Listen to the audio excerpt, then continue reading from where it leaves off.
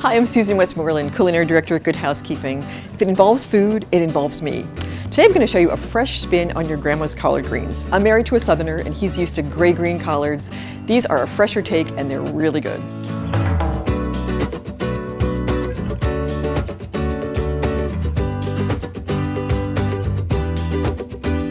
I like to take a pile of them and kind of roughly stack them up. There's no wrong way to do this. And then just slightly roll them because they'll cut a little bit more easily if you do that. So just cut them like that. Roughly chop them. You can chop them finer if you want. Some people like thin ribbons. I like kind of big chunky pieces.